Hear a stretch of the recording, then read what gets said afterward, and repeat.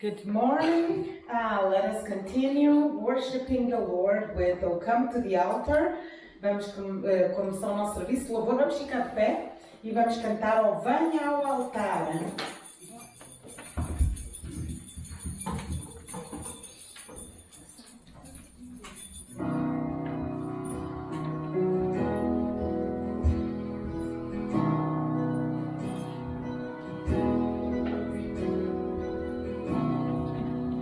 Quebrantado e ferido estás, oprimido pelo teu pecado, Jesus te chama. No limite você já chegou, e a sede do interior, Jesus te chama.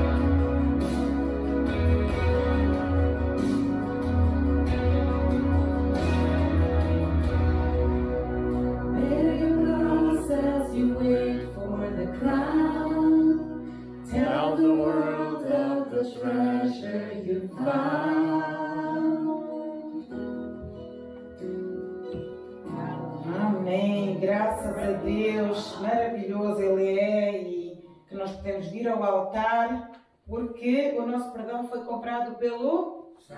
Amém. Graças a Deus por isso. E vamos continuar com Grande é o Senhor. We will continue with Great Are You, Lord.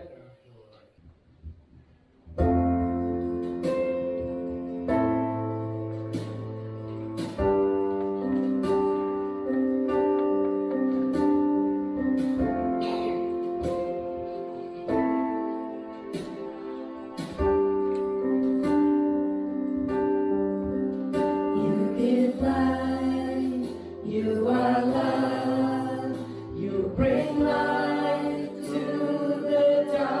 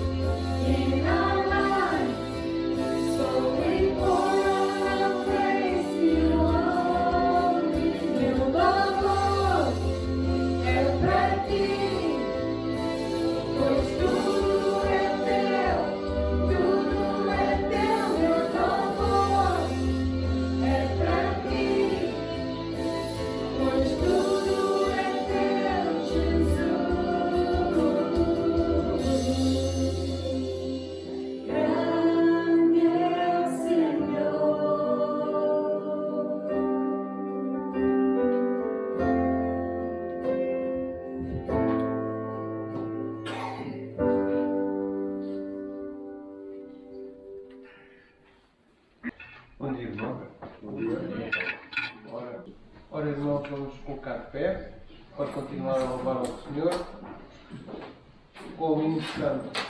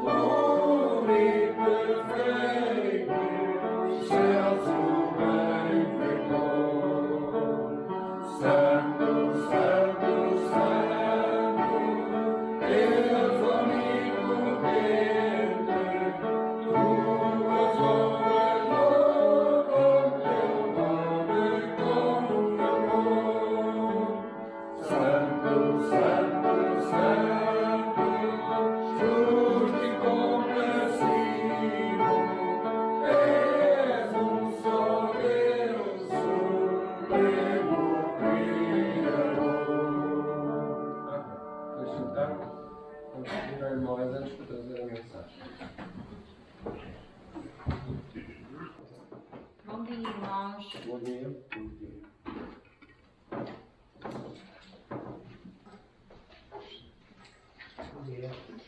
Todas as coisas são lícitas, mas nem todas as coisas convêm. Todas as coisas me são lícitas, mas eu não me deixarei dominar por nenhuma. Os manjares são para o estômago, e o estômago para os alimentos.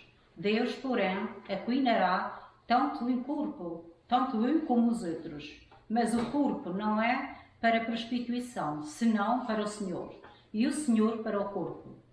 Ora, Deus, que também ressuscitou, o Senhor nos ressuscitará, e nós pelo seu poder. Não sabeis vós que os vossos corpos são membros de Cristo?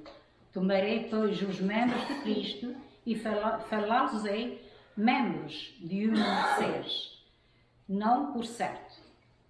Não sabeis que os que se ajuntam com a meretriz faz-se um corpo com ela? Porque serão, disse, dois numa só carne. Mas o que se ajunta ao Senhor é o mesmo Espírito. Fugi das fornicações, todo o pecado que o homem comete fora do corpo, mas o que se prostitui peca contra o seu próprio corpo. Não sabeis que o vosso corpo é o templo do Espírito Santo, que habita em vós, provenientes de Deus, e que não sois de vós mesmos, porque fostes comprados por um bom preço. Glorificai, pois, a Deus no vosso corpo e no vosso espírito, os quais pertencem a Deus. Amém? Amém.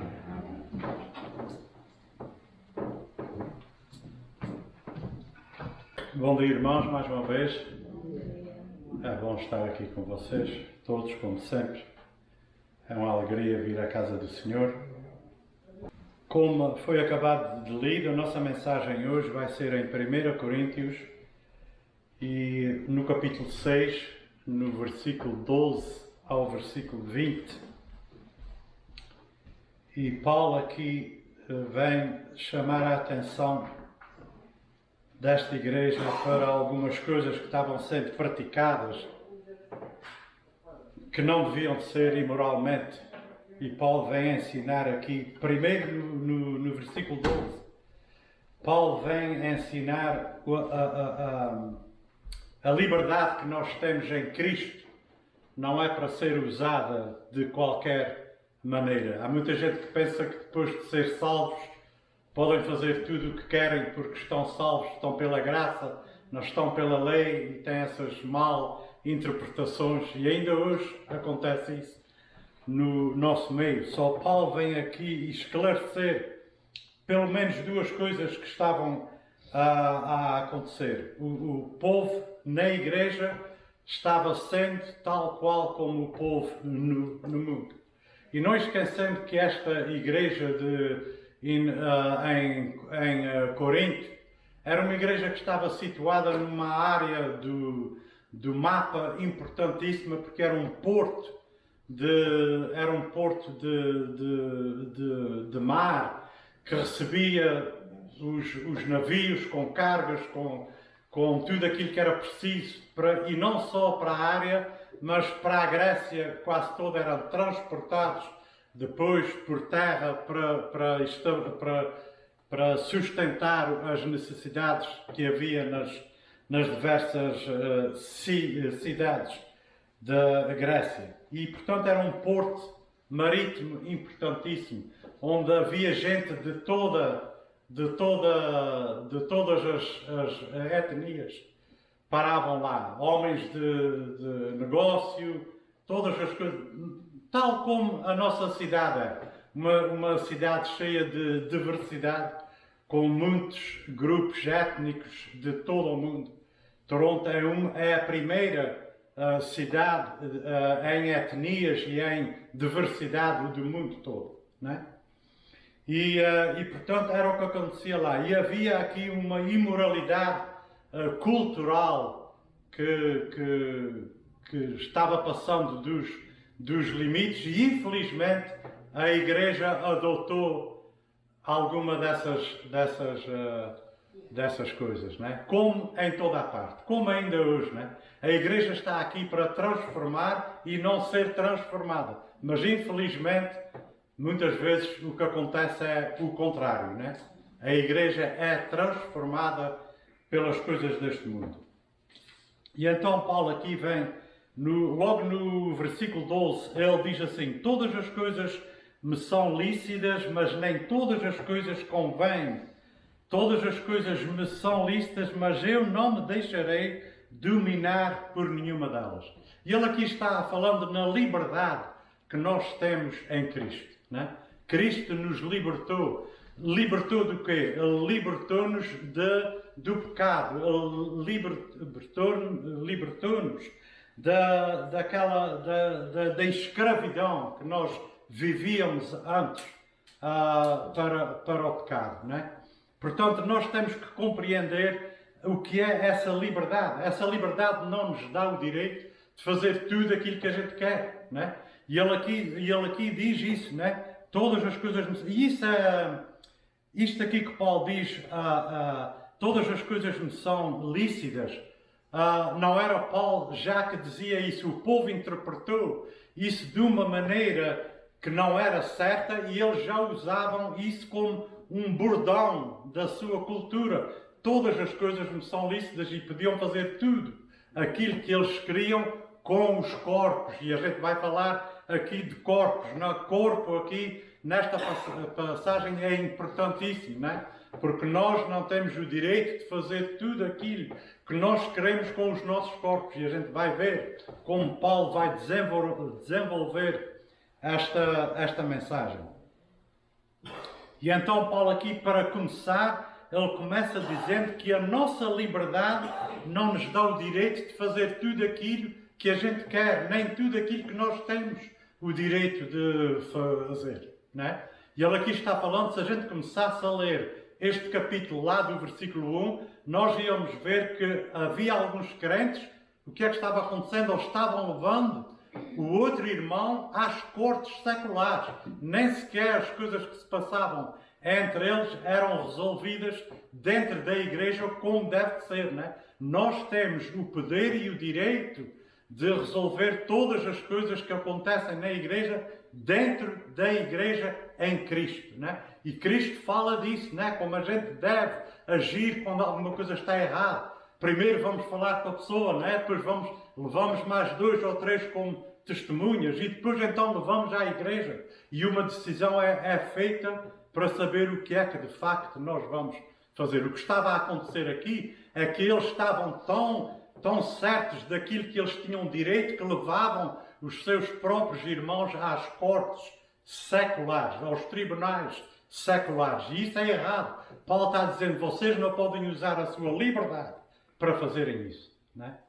Porque ser livre em Cristo muitas vezes quer dizer que nós temos que abdicar dos nossos direitos. Essa é a verdadeira liberdade em Cristo.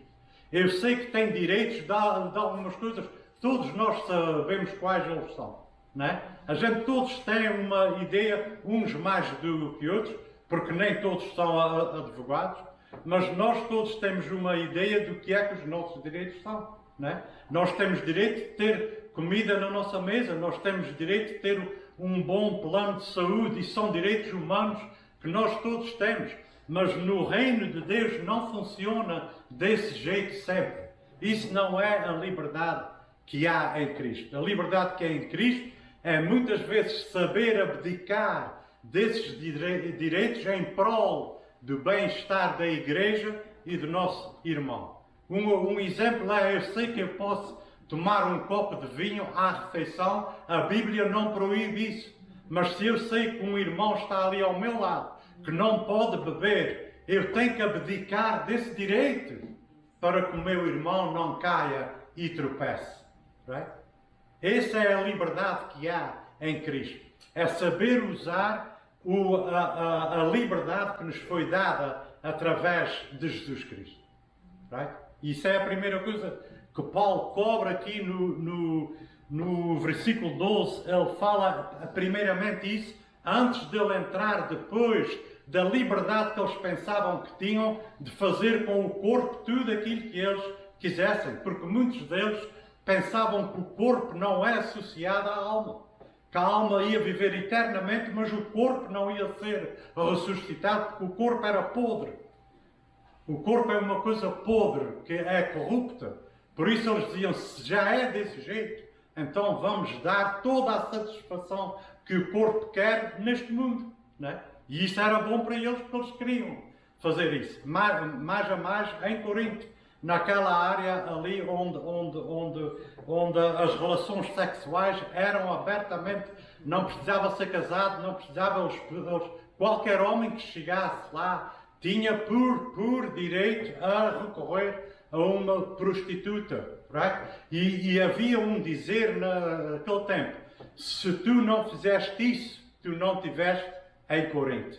Sim? A coisa era tão devassa e tão feia, right? Que havia um dizer que dizia isso. Estiveste lá nesse lugar e não foste fazer isso, então não estiveste lá. É como ir a Roma e não ver o Papa. Right? Era o que eles falavam. A coisa era tão natural como a gente mudar de camisa. Right?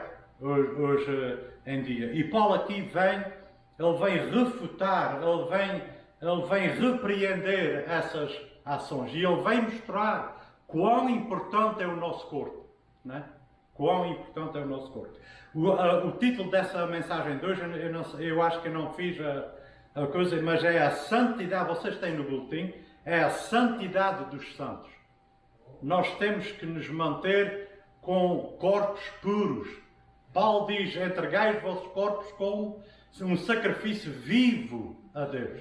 Right? O corpo. Right? Só aqui nesta carta, nesta primeira carta, o corpo é um dos principais temas desta carta. Capítulo 6, capítulo 10, capítulo 11 que fala no corpo de Cristo e fala na ceia, que é o corpo de Cristo, right? Cristo tem um corpo, right?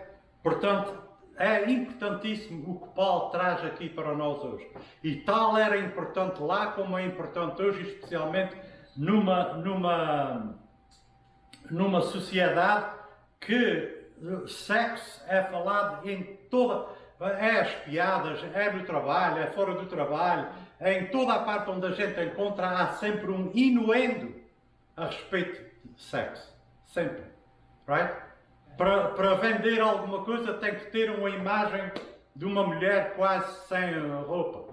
Para vender um carro é a mesma coisa. Os reclames, todas essas as promoções das coisas que vende bem visto, tem sempre um inuendo a respeito de sexo. Portanto, a gente vive numa era, num tempo tal e qual como eles viviam lá.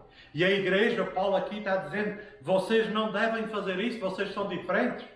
Vocês são diferentes, vocês não se devem comportar tal como o mundo se comporta, né?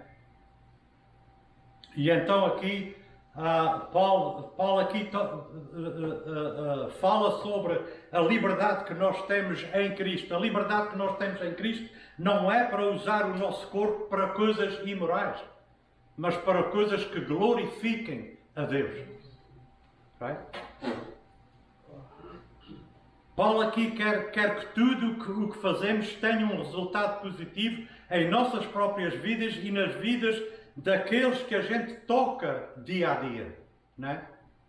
Este princípio poderia ser aplicado de forma mais proveitosa em todo o domínio das relações interpessoais que nós temos. Se nós adotarmos essa posição de saber que o nosso corpo é de Deus e que não é nosso, right? Que nos foi dado através de um grande sacrifício, foi liberto, foi libertado através do sacrifício de Cristo, que Ele propriamente usou o seu próprio corpo para fazer isso. Nós íamos ter muito mais cuidado do jeito que a gente usa os nossos corpos. Portanto, o tema, vocês põem isso nas suas cabeças. Hoje de manhã o tema aqui é a respeito do nosso corpo e a importância que esse corpo tem para Deus. Right? Portanto, Paulo aqui vem nos falar, ele vem nos falar de pelo menos cinco coisas. E nós vamos ver isso hoje. Cinco coisas que Paulo faz, cinco afirmações poderosas sobre o corpo e depois conclui com uma coisa que é fortíssima. Ele diz assim: vós não sois de vós mesmos. Depois de ele explicar tudo, e mais ainda, vocês têm que se lembrar que não são donos do seu corpo. Hoje o tema hoje, especialmente onde se aplica o aborto, eu sou dona do meu corpo. Eu faço com o meu corpo o que quero. O que é que vocês têm que andar aí a falar? A dizer que não é assim e que não é assado. Quem é dona do meu corpo sou eu. Não és nada. O teu corpo não é teu. Os nossos corpos não são nossos. Nós não podemos fazer tudo o que a gente quer com o nosso corpo. Portanto, Paulo faz 5 afirmações poderosas sobre o corpo e depois conclui então com esta sentença, com esta frase que é incrível, né? Que não sois de vós mesmos o vosso corpo, porque fostes comprados por um bom preço, por isso glorificai a Deus no vosso corpo e no vosso espírito, os quais pertencem a Deus. Está no versículo 19 e 20, que a gente já vamos chegar lá, né?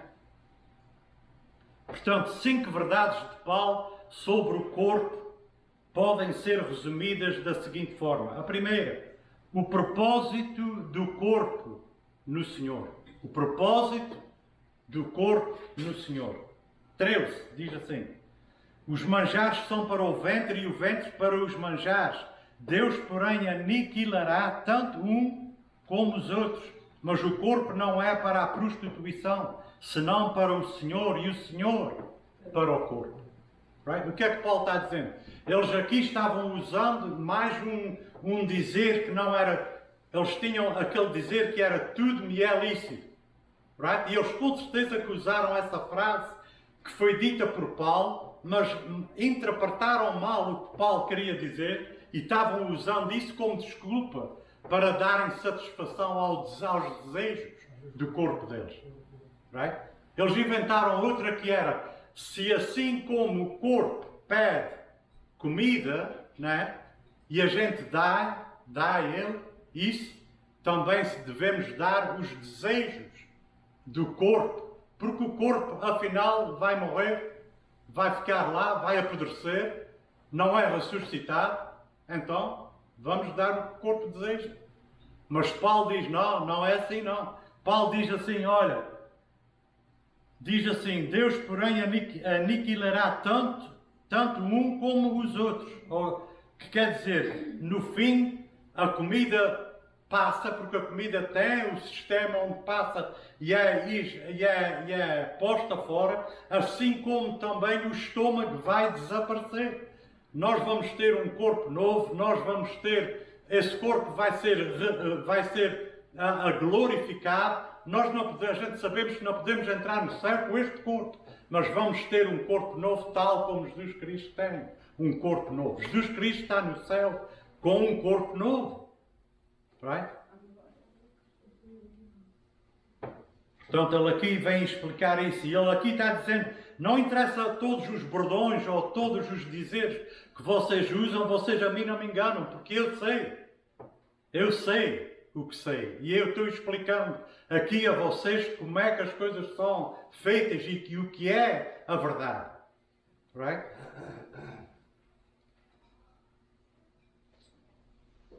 Portanto, Deus tem um propósito para os nossos corpos. A primeira verdade que Paulo vai falar aqui é o propósito do corpo no Senhor. Deus tem um propósito para os nossos corpos e certamente não nos cabe a nós satisfazermos com imoralidade, e neste caso era imoralidade sexual, mas pode ser outra coisa qualquer que não seja de agrado a Deus, que não seja aquilo que a gente tem que fazer com os nossos corpos. É contra Deus isso. De qualquer tipo, muito menos com o tipo especializado e desenfreado que havia com a prostituição em Corinto. Right? Não devemos usar os nossos corpos para isso. O facto de o próprio Jesus ter tomado carne e sangue, tomado forma humana, mostra que o Senhor é para o corpo.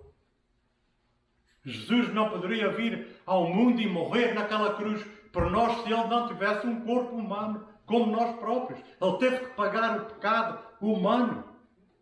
Portanto, o corpo é importante. O Senhor é para o corpo. Isto é sublinhado pelo facto adicional que Deus não permitiu que o seu santo visse o quê? Corrupção. Não é? Pedro, no sermão dele, ele fala nisso e ele citou Davi, né?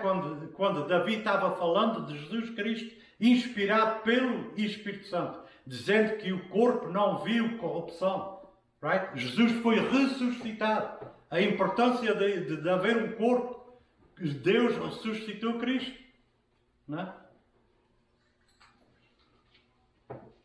Mas ressuscitou dos mortos.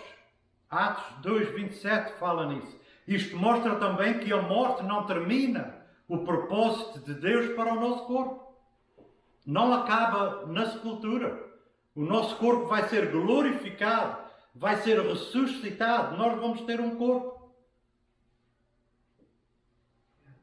Mais do que isto, o Senhor é para o corpo. Ou seja, o Senhor é necessário para que o corpo funcione. Nós somos chamados o corpo de Cristo. Right.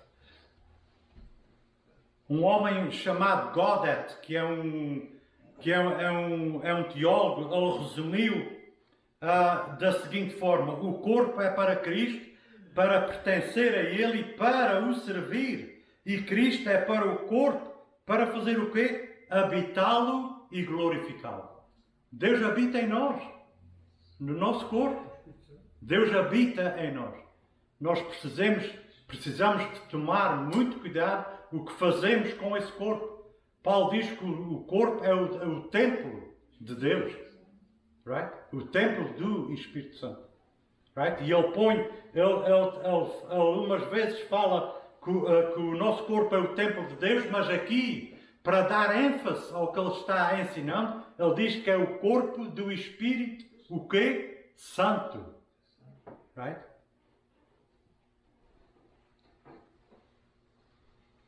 E a gente vê que no restante do capítulo 6, 12 a 20, o corpo é o tema desta lição.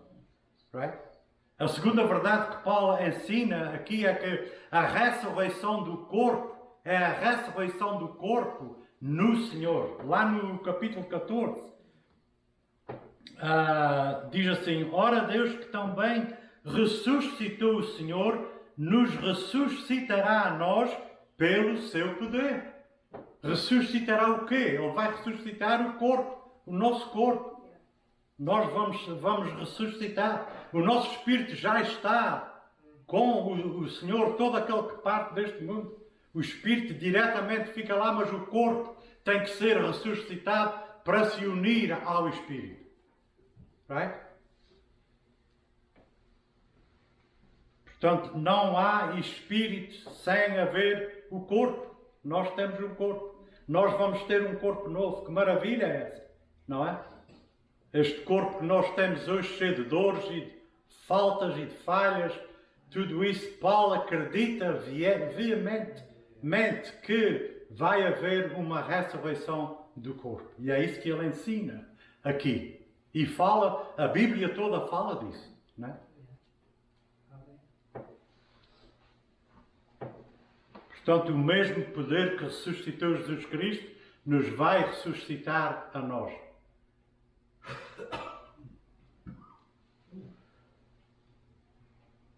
Aqui, continuando ainda no versículo 14, Paulo aqui endossa a crença judaica sobre a vida após a morte. Mas ele contradiz expressamente a visão grega expressa por Platão, ao falar de nossos corpos como parte integrante da nossa personalidade inteira e indestrutível. Platão ensinava e acreditava que a alma era eterna, mas o corpo não era. E Paulo está dizendo, não é verdade. Isso não é verdade. O corpo coexiste com a alma. Portanto, nós temos que tomar cuidado o que fazemos com o nosso corpo enquanto aqui nesta terra. Porque esse corpo é aquela massa grossa que se vai tornar, que vai ser glorificada e que vai se tornar numa coisa muito melhor do que a gente temos aqui hoje. Mas mesmo assim, temos que usar os nossos corpos só para a glória de Deus.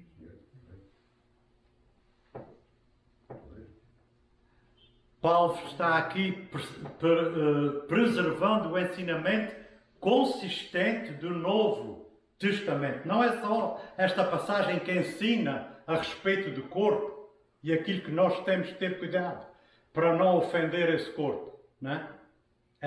O Novo Testamento ensina em toda a parte isso.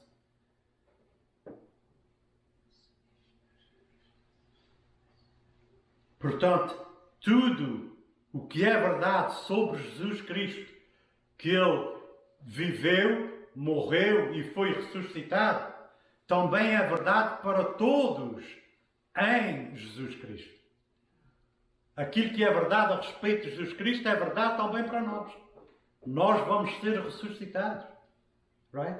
Todo aquele que crê em Cristo. Portanto, os nossos corpos não são dispensáveis no sentido máximo da palavra. São a matéria-prima de uma criação mais gloriosa. Esse corpo não é nada em comparação ao corpo que nós vamos ter. E notamos que o poder dinâmico do Senhor que garantirá a ressurreição dos nossos corpos. Esta palavra dinameos, em grego, quer dizer dinamite, ou dinamite. Dinamite é aquela explosão poderosa. E é através dessa explosão poderosa de Deus que os nossos corpos vão ser ressuscitados, acordados da morte. Fantástico isso, não é? E Paulo aqui, com certeza, olhando para aqueles homens arrogantes, como eles eram, pensando que tinham todo o poder de fazer tudo o que queriam e que sabiam todas as coisas. Uma igreja cheia de dons e pensavam-se que eram melhores do que todos. Paulo está olhando para eles e está os vendo ressuscitados. Não só a esses homens arrogantes, mas a si próprio. Um corpo frágil que foi apedrejado, que foi deixado no meio do caminho para a morte, porque ele pregava esta verdade. Paulo acreditava que eles iam ser ressuscitados, mas também acreditava que a ressurreição não era só para aqueles poderosos que falavam do jeito que eles estavam falando, mas também eram para um corpo frágil como o corpo dele, que tinha apanhado, tinha sofrido por causa desta verdade do Evangelho. Ele acreditava que ele também ia ser ressuscitado. E nós também, nós temos que acreditar nestas palavras, que o nosso corpo um dia vai ser ressuscitado. Vamos ter um corpo melhor. Estes corpos que são corruptos, que só pensam fazer às vezes coisas más, não é? Vão ser ressuscitados e vão viver eternamente com Deus. Right? Portanto, o corpo é importante, muito importante. Right? Se pudermos olhar para os nossos débeis corpos mortais e dizer com igual segurança o que Paulo está ensinando, eu creio na ressurreição do corpo, somos realmente filhos da ressurreição. Nós somos filhos da ressurreição. Porquê? Porque cremos em Cristo. E Cristo foi ressuscitado pelo poder do Espírito Santo. E o mesmo poder nos vai ressuscitar. A terceira verdade que Paulo está ensinando é a interação do corpo com o Senhor. A interação do corpo com o Senhor. 15 a 17 diz assim: não sabeis vós que os vossos corpos são membros de Cristo? Se os nossos corpos são membros de Cristo, há uma interação entre nós e Cristo, não?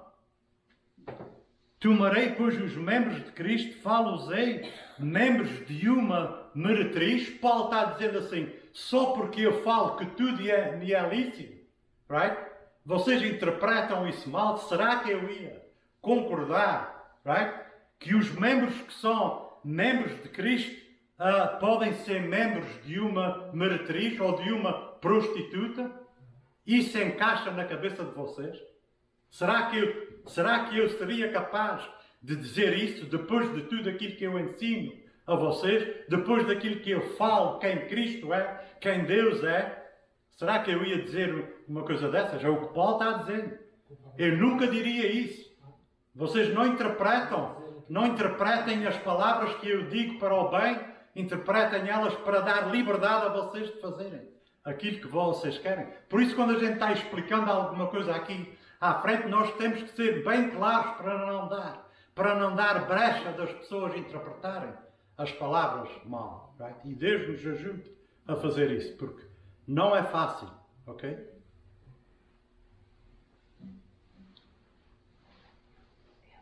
Porque a Bíblia diz que quando um homem se relaciona sexualmente com uma mulher, os dois ficam uma só carne. Right?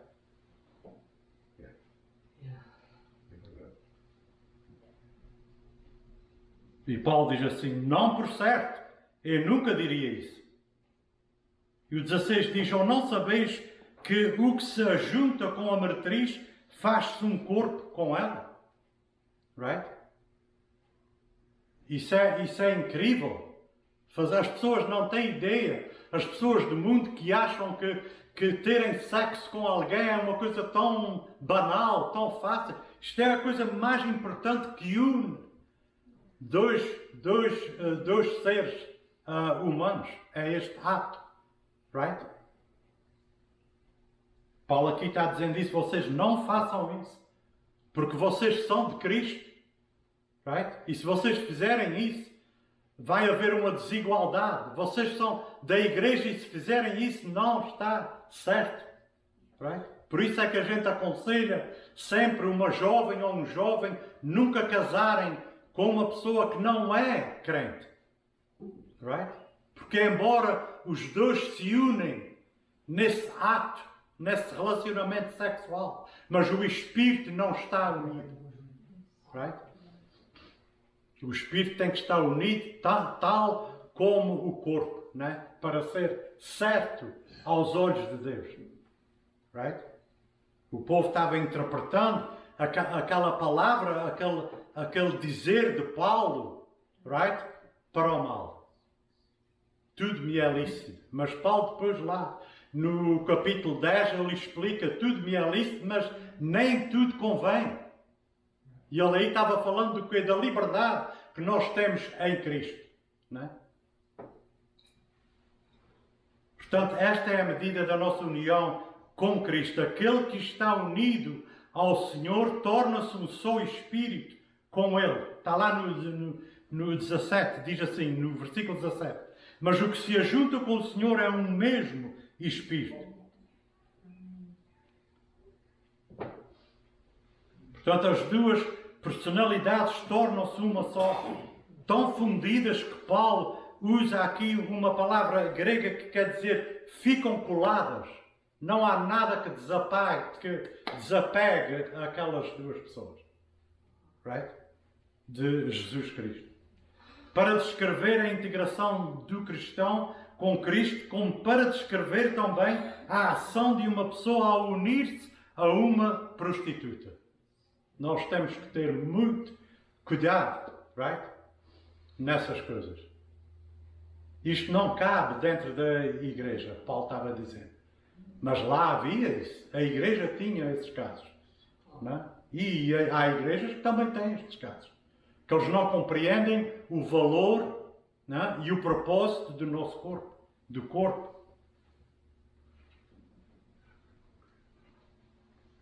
E essa junção que um homem e uma mulher se tornam um no ato sexual está lá em Gênesis 2:24, quando Deus está instituindo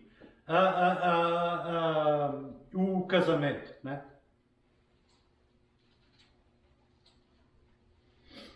E o próprio Jesus ensinou esta perfeita união entre Ele e aqueles que nele creem. Esta linguagem, embora muitas vezes descrita como mística, tem também claras conotações ou implicações de união física e espiritual. É uma união física e espiritual. Portanto, Paulo usa o mesmo vocabulário explicitamente em conexão com o casamento para descrever a relação entre Cristo, que é o noivo, e a igreja, que é a sua noiva. Right? Efésios 5:21. Paulo fala nisso, né? Se os membros corporais de cada crente são realmente membros de Cristo, é inconcebível, right? Assim como imoral para ele abusar desse corpo, recorrendo a relações imorais e sexuais. Esta é também a razão mais forte pela qual os crentes não devem casar com incrédulos, porque vai atrapalhar a vida espiritual deles. Right? Os membros físicos de um cristão são membros de Cristo, como a gente leu. Os não cristãos não o são. Se o cristão, portanto, escolhe ter relações sexuais com o incrédulo, ele se torna um só corpo com aquela pessoa. Não há outro jeito. Só de acordo com a verdade fundamental expressa na frase, os dois se tornarão uma só carne. Right? Mas é impossível que essa relação de uma só carne seja integrada com o Espírito. Porque não é do mesmo, não é da mesma fé, essa outra pessoa não está no Espírito de Cristo. Portanto, há uma desigualdade, né? Portanto, tal crente que faz isso está a partir daí vivendo uma vida desintegrada. Mas, se um dos parceiros é incapaz de trazer tal contribuição, toda a sua personalidade fica prejudicada. Mas não se perde completamente, porque o poder redentor do próprio Cristo é capaz de fazer novas todas as coisas. Incrível a misericórdia de Deus, mesmo quando a gente peca e quando a gente falha. Right? A outra verdade é a habitação do corpo pelo Senhor. Versículo 19. Paulo aqui no versículo 18, diz assim: portanto, fugi da prostituição. Todo o pecado que o homem comete é fora do corpo, mas o que prostitui peca contra o seu próprio corpo. Right? Veja lá a importância dessa imoralidade sexual. Right? 19 diz assim: ou não sabeis que o nosso corpo é o templo do Espírito Santo que habita em vós? Ora, se nós somos o templo do Espírito Santo, vejam só a responsabilidade que nós temos na nossa conduta, no nosso agir, da maneira que a gente age, right? Da maneira que a gente trata com as nossas coisas, com os nossos negócios. Não é só a sexualidade, é tudo aquilo que não é certo fazer com os nossos corpos. Que habita em vós e que é proveniente de Deus e que não sois de vós mesmos. Não são de nós, o nosso corpo não é nosso. Não podemos abusar do nosso corpo. O nosso corpo é uma oferta dada por Deus para que a gente o sirva, para que a gente faça coisas boas em prol do seu reino, em prol das pessoas à nossa volta. Essas coisas são feitas através do nosso corpo, não são feitas abstratamente através da nossa mente. A gente não lê, nós temos que andar e agir nestes corpos. É com as nossas mãos, com os nossos pés que levam a mensagem às outras pessoas. Right? Portanto, temos que agir de uma maneira honrosa com os nossos corpos, sabendo que nesses corpos, daqueles que todos que creem em Cristo, o Espírito Santo habita neles. Portanto, o corpo é importante, não é? Muito.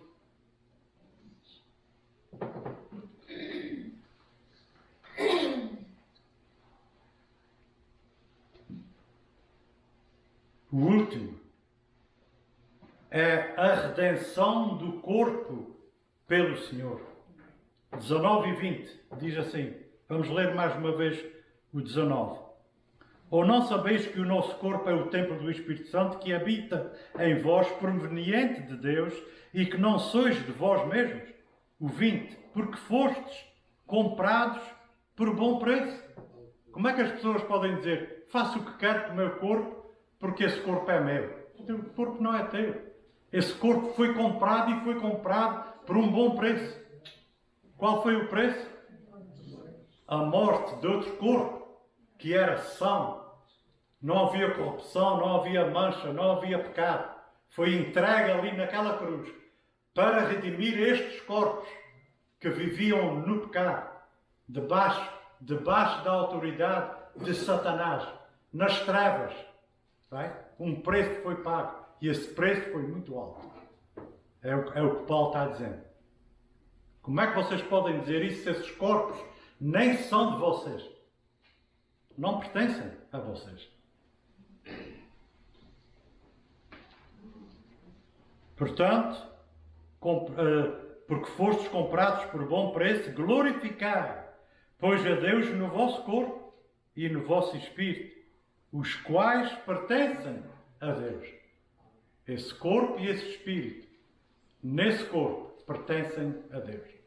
Nada é vosso. Right? Não tens direito de fazer o que queres com esse corpo, como eles queriam que fosse esse o direito deles, né? Para satisfazerem o desejo da sua própria carne. Right? Vamos nos lembrar disso. Temos que nos lembrar, é fácil, no meio das coisas deste mundo, às vezes é fácil esquecer estes pormenores que Paulo nos dá aqui. Por isso é bom estar nas Escrituras, ler, aprender, meditar, relembrar. As pessoas já outra vez aquilo, já ouvi tanta vez, mas tu precisas ouvir. Porque a tendência de eu também preciso. A tendência é de esquecer. Lembra-te. Na entrada da terra prometida, o que é que Moisés fez? Antes deles entrarem, ele relembrou todas as coisas que eles tinham feito e o que estava à espera deles. Lembrem-se. A palavra lembrar é muito importante na palavra de Deus. Lembrem-se. Right? Amém? Vamos, eu vou pedir ao pastor para pedir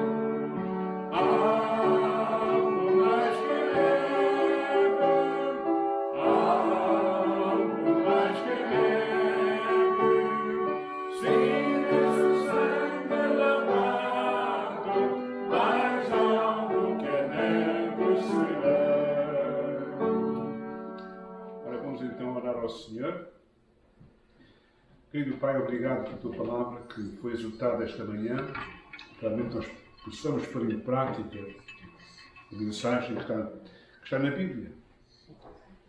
E claramente o nosso corpo pertence não a nós próprios, mas pertence a Ti. E nós devemos de viver nessa verdade, para que Tu não seja glorificado através do nosso corpo e também do nosso espírito e da nossa mente. Seja connosco, querido Pai, perdoa os nossos pecados e ajuda-nos a viver uma vida que mostra que somos filhos e filhas de Deus. Pedimos que a graça do Senhor Jesus Cristo e o amor de Deus e a comunhão do Espírito Santo esteja connosco até virmos aqui outra vez. Amém.